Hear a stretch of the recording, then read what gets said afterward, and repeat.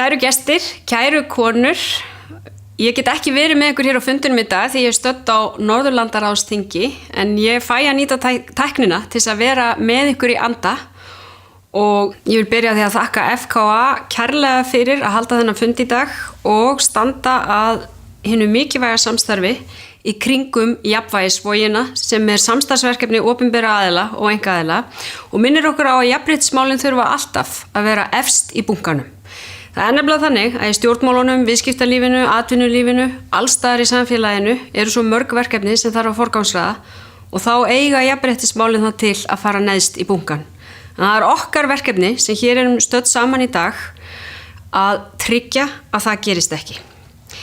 Ég á það til að hugsa að jafnréttismálin séu dálítið svo að taka þátt í langhlaupi þar sem endamarki færist alltaf fjær sama hvað maður hleypur lengi. Og ég sé það í auglýsingunni sem FKA hefur núna gert að þeir eru margar sem upplifir nákvæmlega það sama. Fyrst var það þannig að konur höfðu ekki nægjanlega menntun, nú þegar konur eru í meirihluta í menntakerfinu, þá er það eitthvað annað sem veldur því og hindrar það að konur nái sama fram og kallar.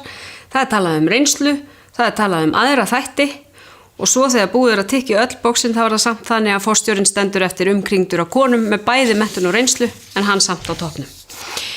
Það skiptir miklu máli þess vegna að stjórnmálin, atvinnulífið, samfélagið allt tryggi að jafnréttismálin fari ekki neðst í bunkan. Að þau séu alltaf í huga okkar þegar við erum að taka stefnumótandi ákvarðanir hvert eigi að fara og hvað eigi að gera næst, að þá séu jafnréttismálin þar með á borði. Við erum því miður með dæmum að okkur hafi ekki gengið nægjanlega vel að fylgja eftir skýrum vilja til að mynda löggjafarvaldsins þegar kemur að hlutfalli kvenna í stjórnum fyrirtækja. Við þurfum að gera betur þar. Við þurfum líka að gera betur í því að leiðrétta kynbundinn launamun. Nú stendur yfir innleiðing jafnlaunavottunar og þar þarf bæði að fara hraðar og gera betur. En við þurfum líka að horfa til annar aðferða. Til dæmis að skoða það hvort ekki eigi í ársreikningu fyrirtækja að birta gögn hinn hráa launamun þannig að við náum þessari umræðu upp á yfirborðið, tryggjum auki gagnsæi, tryggjum umræðuna því hún er auðvitað oftast mikilvægasta tæki til að ná framförum. Við höfum sett jafnréttismála á oddinn í ríkisstjórninni og ekki bara launamálin og ekki bara atvinnulífið, heldur líka þau mál sem tengjast kynbundnu ofbeldi og kynferðislegri áreitni.